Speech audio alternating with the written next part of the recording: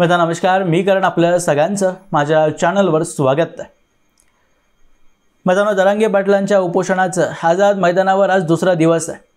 त्यांच्यासोबत तडजोड करण्यासाठी सरकारने शिंदे समितीला पाठवलेलं होतं, कारण सरकारलाही यावर लवकरात लवकर उपाय काढायचे। मुंबईच्या दक्षिण भागात जी मोठ्या प्रमाणात वाहतूक कोंडी झाली, विशेष करून गणेशोत्सव असल्यामुळे सहकुटुंब लोकांना बाहेर दर्शनासाठी निघायचं आहे, पण त्यांना ते करता येत नाही, कारण बाहेर प्रचंड गर्दी आहे। पुन्हा एकदा मुंबई सुरळीत चालावी यासाठी सरकार प्रयत्नशील आहेच, पण जरांगे पाटील आपल्या मागण्यांवरून मागे हटायला तयार नाही। त्यांची एकच मागणी आहे की ओबीसी अंतर्गत तुम्ही जोपर्यंत सरसकट सर्व मराठा समाजाला आरक्षण देत नाहीत तोपर्यंत इथून मी हलणारच नाही। या सगळ्या बातम्या ऐकत असताना एक बातमी माझ्यासमोर आली की अमित शहा हे मुंबईत आले। त्यांनी लालबागच्या गणपतीचं दर्शन घेतलंय आणि त्यासोबतच विनोद तावडे आणि बीजेपीच्या नेत्यांकडून मराठा आंदोलनाविषयी आणि जरांगेंबाबत त्यांनी माहिती घेतली, आढावा घेतला की सरकारने आतापर्यंत काय काय केलंय। ही बातमी माझ्या कानावर जेव्हा आली तेव्हा सगळ्यात पहिलं एका व्यक्तीचा चेहरा मला आठवला। त्याची फोटो वाटलं तर मी स्क्रीनवर लावेन। तो व्यक्ती म्हणजे हार्दिक पटेल।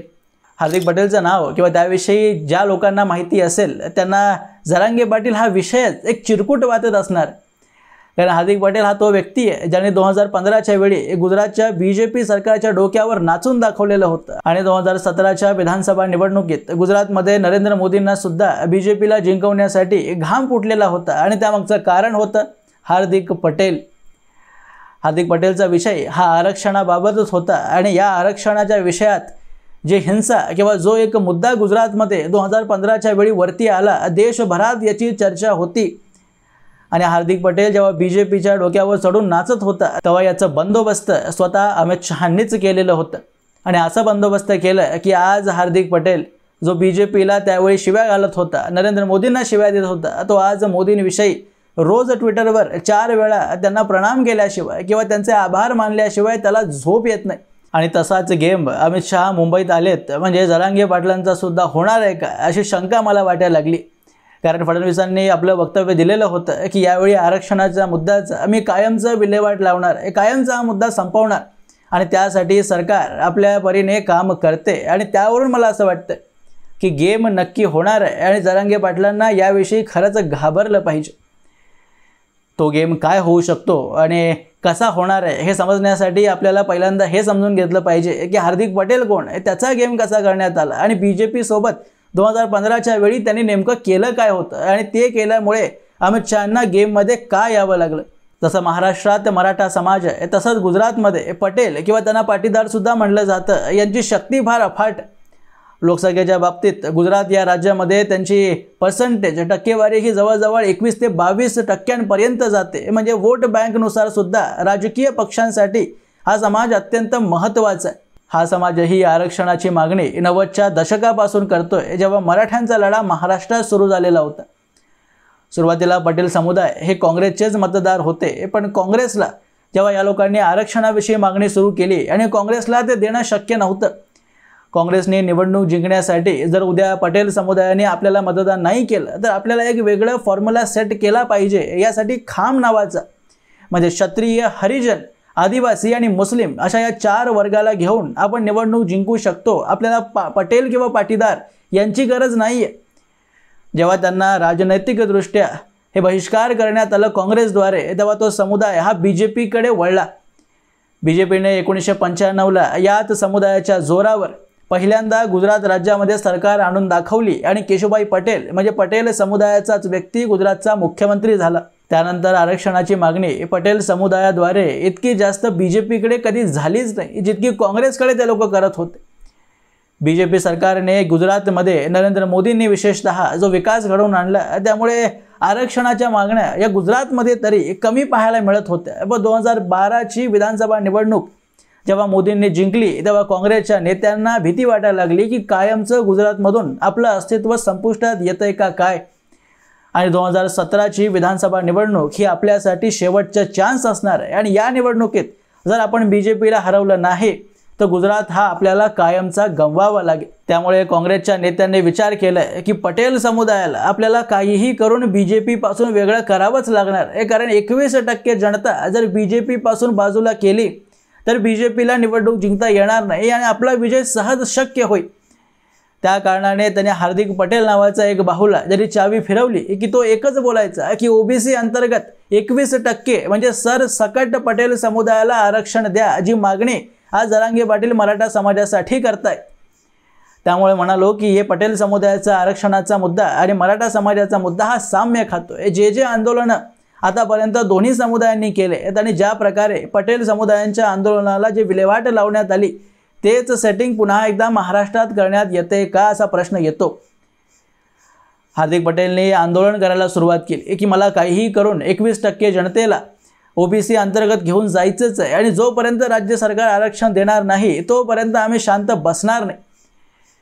हार्दिक पटेलचं असं म्हणणं होतं की त्याची एक बहीण आहे, त्या बहिणीने एक परीक्षा दिली आणि त्या परीक्षेत तिला जास्त गुण मिळाले होते पण तिला ॲडमिशन नाही भेटलं। त्यामागचं कारण काय तर तिच्याकडे आरक्षण नव्हतं, कारण तिच्यासोबतच तिची एक दुसरी मैत्रीण होती, तिला कमी गुण मिळाले तरीही तिला ॲडमिशन भेटलं कारण ओबीसीचं आरक्षण तिच्याकडे होतं। त्या कारणाने आम्हालाही म्हणजे पटेल समुदायाला, पाटीदार समाजाला आरक्षण पाहिजेच आहे आणि तेही वेगळं नाही तर ओबीसी अंतर्गतच। सरकारने सुरुवातीला यांना समजवण्याचा खूप प्रयत्न केला पण आंदोलक काही ऐकण्यासाठी तयार नव्हते, कारण हे लोक काँग्रेसच्या इशाऱ्यावर करत होते। यांना फंडिंग, पैसा पाणी सगळा काँग्रेसच्या नेत्यांकडून पुरवला जात होता। जेव्हा तुम्हाला सगळे रिसोर्सेस उपलब्ध करून दिले जातात तेव्हा एका मैदानात जाऊन व्यासपीठ सजवून त्यावर बसणं काही जास्त कठीण राहत नाही। या आरक्षणाच्या मुद्द्यावर राज्यभरातील पटेल समुदायाला एकवटण्यासाठी आणि सरकारच्या विरोधात विशाल आंदोलन उभं करण्यासाठी हार्दिक पटेल यांच्या नेतृत्वात पाटीदार अनामत आंदोलक समिती स्थापन करण्यात आली आणि या समितीद्वारे राज्यभरामध्ये वेगवेगळ्या शहरांमध्ये आंदोलन सुरू झाले। त्यावेळी गुजरातच्या मुख्यमंत्री आनंदीबेन पटेल होत्या, म्हणजे त्याच पटेल समाजाच्या। त्याने आंदोलकांना समजवण्याचा प्रयत्न केला, चर्चाही सुरू केली आणि त्यांना आरक्षण देण्यासाठी SEBC ॲक्ट जो महाराष्ट्रात देवेंद्र फडणवीसांनी पास केलं होतं तेच गुजरातमध्ये पास झालं। सरकारने पटेल समुदायाला वेगळं आरक्षण दिलं खरं पण 50% आरक्षणाची कॅप यामुळे तोडली जात होती आणि कोर्टात याला चॅलेंज केल्यावर सुप्रीम कोर्टने याला असंवैधानिक करार देऊन याला रद्द करून टाकलं, जे त्यांनी मराठा आरक्षणासोबत सुद्धा केलं होतं। हे सगळं झाल्यावर हार्दिक पटेल हे उत्तेजित झाले आणि त्यांना वाटलं की राज्य सरकार मुद्दामून सगळं कोर्टाद्वारेच पटेल समुदायाच्या विरोधात करते, त्यामुळे 25 ऑगस्टच्या दिवशी त्याने सरकारच्या विरोधात अहमदाबादच्या JMDC मैदानावर आमरण उपोषण सुरू केलं। जोपर्यंत ओबीसी अंतर्गत आरक्षण देणार नाही तोपर्यंत उपोषण तोडणार नाही हे त्यांनी सरळ सांगून टाकलं। त्या दिवशी जवळजवळ 5 लाख पटेल समुदायातले लोक त्या मैदानावर आलेली होती आणि त्या दिवशी जी घटना घडली तीच घटना जरांगे पाटील मुंबईत घडवण्यासाठी प्रयत्न करतायत अशी माझी पूर्ण शंका आहे। अनेक लोकांना कदाचित याबद्दल सर्व काही माहिती असेलच की त्या दिवशी कोणत्या प्रकारची हिंसा घडवली गेली आणि काय आणि कोणत्या लोकांना किती नुकसान झालं। 25 ऑगस्टला जेव्हा हे आमरण उपोषण सुरू झालं तेव्हा पोलिसांनी स्पष्ट शब्दात हार्दिक पटेल यांना सांगितलं की तुमच्याकडे उपोषण करण्यासाठी परवानगी नाही आहे। 1 दिवस 2 दिवस किती दिवस तुम्ही इथे बसणार आहे, त्यामुळे परवानगी घेतल्यानंतरच तुम्ही इथे आंदोलन करू शकता। पण हार्दिक पटेल एकही शब्द पोलिसांचा ऐकण्यासाठी तयार नव्हते। माझ्या एकाही माणसाला हात लागला तर इथे हिंसा भडकेल असं त्याने सांगून टाकलं। शेवटीच पोलिसांनी बऱ्याच वेळानंतर त्यांना अटक केली। हार्दिक पटेल यांना उचलल्यानंतर तिथल्या 5 लाख लोकांमध्ये हिंसा पसरली, त्याने जाळपोळ सुरू केलं। पोलिसांना मारण्यातही तिथले लोक मागे राहिले नाहीत। पोलिसांची गाडी जाळणं, दवाखान्याच्या गाड्या जाळणं, लोकांची मालमत्तेचं नुकसान करणं, रस्त्यात पक्षांचे कार्यालय असतील, आमदार खासदारांचे कार्यालय, घरं असतील त्यांना जाळणं असेल, घरात लोक आहेत का नाही हे न पाहता त्या दिवशी जाळ लावण्यात आलं। ही सगळी हिंसा, हे भयानक दृश्य त्या दिवशी सर्व भारताने पाहिलेलं होतं। त्या एका दिवसातच डेटा आपल्याला सांगतो की अहमदाबादच्या महापालिकेचं 12 कोटींचं नुकसान झालेलं होतं। शेवटीच राज्य सरकारला केंद्र सरकारच्या मदतीने सेनेला बोलवावं लागलं। सेनेने त्या परिस्थितीला ताब्यात आणलं। गुजरात पोलिसांचं त्या एका दिवसात 200 कोटींचं नुकसान झालेलं होतं। जवळजवळ 350 लोकांवर FIR दाखल करण्यात आली। समितीच्या 450 लोकांना अटक करण्यात आली। हार्दिक पटेल जेलमध्ये असताना त्यांना जेव्हा बातमी मिळाली की हे सर्व झालंय आणि पोलिसांनी लाठीचार्ज केलाय, लोकांवर गॅस फेकण्यात आली, तेव्हा माझ्या माणसांना तुम्ही हात कसा लावलं? त्यांनी लगेच इतर राज्यांमधल्या जे उच्च जातीय लोक असतील त्यांना आवाहन केलं की आमच्या लढ्यासोबत जोडा। त्यांच्या आव्हानाला प्रतिसाद सुद्धा मिळाला। कुर्मी, गुज्जर किंवा उत्तर प्रदेशमधले काही उच्च जातीय असतील त्यांनी समर्थन देण्यासाठी ते पुढे आले।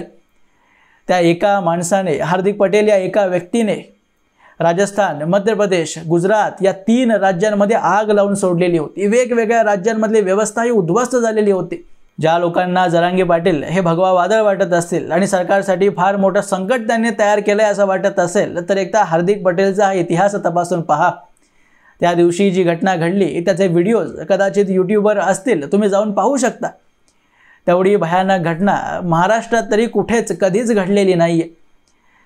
केंद्र सरकारला शेवटीच यात हस्तक्षेप करावा लागला, कारण 2017ची विधानसभा निवडणूक ही बीजेपीसाठी महत्त्वाची होती, कारण त्यानंतर 2019ची लोकसभा निवडणुकीला सामोरं जायचं होतं। नरेंद्र मोदींनी आपलंच गृहराज्य जर गमावलं तर लोकसभेत कोणता चेहरा घेऊन जाणार ही समस्या त्यांच्यासमोर होतीच। त्यामुळे हार्दिक पटेल समेत संपूर्ण पटेल समुदायाला शांत करणं गरजेचं होतं आणि हा जो बाहुला काँग्रेसने सोडलेला होता त्याचाही बंदोबस्त करणं अमित शहांना आवश्यक वाटत होतं। मुख्यमंत्री आनंदीबेन पटेल यांना बाजूला करून अमित शहा आणि नरेंद्र मोदींनी गुजरातची कमान आपल्या हातात घेतली।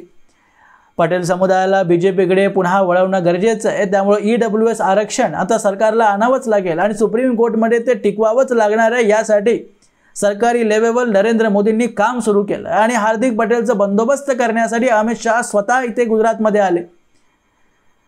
हार्दिक पटेलला सर्वात पहिलं तर त्या दिवशी 25 ऑगस्टच्या दिवशीच अटक केलेलं होतंच, पण अटक केल्यानंतर त्याच्यावर काही साधे गुन्हे लावून त्याला लगेच सोडण्यात नाही आलं।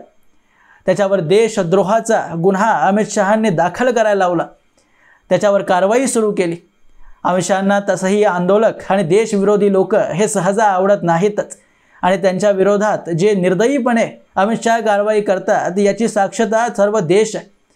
नक्षलवादी तर आज अमित शहांना हात जोडून माफी मागतात, पत्र लिहित आहेत की तुम्ही थोड्या वेळासाठी शांत राहा, आम्ही टेबलावर येण्यासाठी तयार आहोत। पण अमित शहाच त्यांना म्हणताय की टेबलावर येऊ नका, माझ्याकडे तुमच्यासाठी फक्त बंदुकीची गोळीच तयार आहे, बोलण्यासाठी मी अजिबात तयार नाही। आणि हार्दिक पटेल सोबत सुद्धा त्यांनी तेच केलं। जेव्हा हार्दिक पटेल कोर्टात भीक मागायला लागले की मी गुजरातच्या वाटलं तर बाहेर राहतो पण मला जामीन द्या, तेव्हा 7 महिने बाहेर राहतो म्हणल्यावर त्याला जामीन अखेरीस मिळालं। त्यानंतरही त्याला काही सहज सोडण्यात नाही आलं। अमित शहांनी त्याच्या पाठी ED आणि CBI लावलं। त्यांना इतकं कचाट्यात पकडलं की पटेल समुदायातली लोक सुद्धा हार्दिक पटेल यांना शिव्या द्यायला लागली आणि त्यांनी आपले खरे रंग 2017च्या विधानसभा निवडणुकीत दाखवले सुद्धा। आपण ज्या मालकामुळे इतके वर्ष टिकलोय त्यांच्यात शरण जाऊन त्यांच्याच तिकिटावर निवडणूक लढण्याचा निर्णय हार्दिक पटेल यांनी घेतला आणि काँग्रेसला पूर्ण समर्थन देऊन टाकलं। काँग्रेसला तसा फायदाही झाला आणि 17च्या निवडणुकीत बीजेपीने जितकं कव्हरअप करायला पाहिजे होतं ते थोडक्यात कमी राहिलं, पण शेवटीच 99 जागा घेऊन बीजेपी थोडक्यात बचावली आणि बीजेपीची सरकार गुजरातमध्ये आली। पण काँग्रेसने आपल्या जागा मात्र नक्कीच वाढवलेल्या होत्या आणि पटेल समुदायाने बीजेपीची थोड्या प्रमाणात का होईना पण साथ सोडली आहे हे बीजेपीला त्यावेळी कळालं। हार्दिक पटेलला 2022 येईपर्यंत उपयोग झाल्यानंतर काँग्रेसने फेकून दिल्यासारखंच ठेवलेलं होतं। जेव्हा काँग्रेसच्या नेत्यांचा अपमान हार्दिक पटेल यांनी केलं तेव्हा काँग्रेसमधून त्याला लात मारून बाहेर काढलं गेलं।